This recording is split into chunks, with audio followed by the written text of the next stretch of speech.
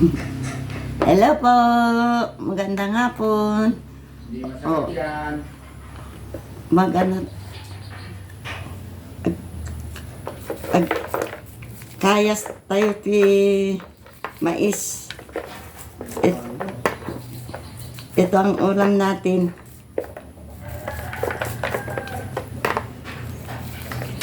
Ginayasgas na mais po ang ulam namin ngayong hapon.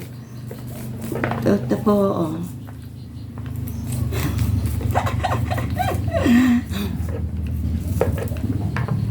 Binili ko lang po ito. 3 piraso binili ko po sa Gumaka.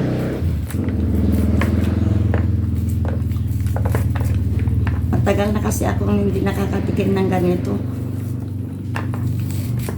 Ginulay na mais. Dininding na mais. Oh.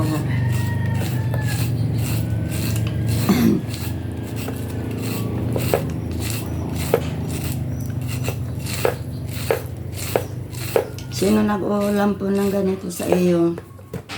Yung hindi pa po nakaranas na magulay ng ito, subukan niyo po. Masarap.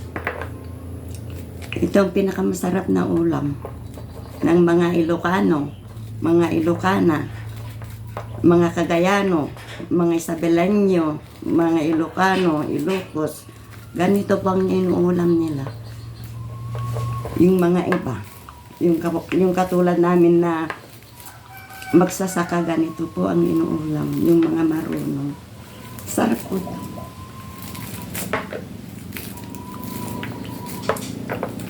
Pinayaskas pong na mais ang ulam namin ngayon.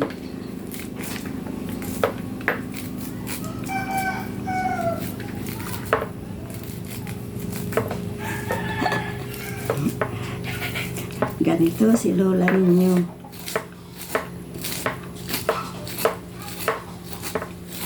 Mais lang po ang ulam.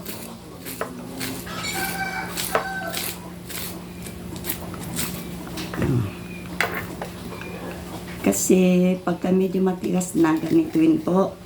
Ganyanin. Para lumabas yung katas. Gaganyanin po. Ganyanin. Tatatarin. Tatatarin. Para lumabas yung katas. Oh. Ganito po. Tapos, gaganyanin. Yung hindi pa nakaranas ng ganito, subukan niyo po.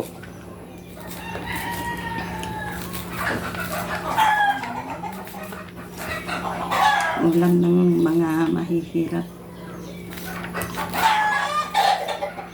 Ulam ng mga Ilocano.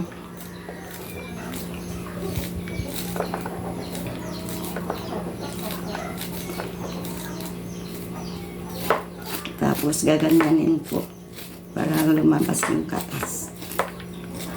Ganyan lang po. Tapos na po. Marami.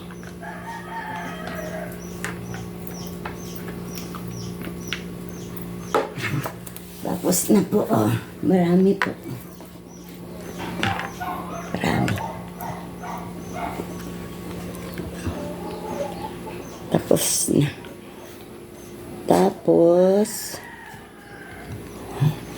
ito ang sasawag natin dito. Palaya, 2 pirasong kamatis. Tapos, malunggay. Yun lang po. Yun ang ulam namin ngayon. Salamat po.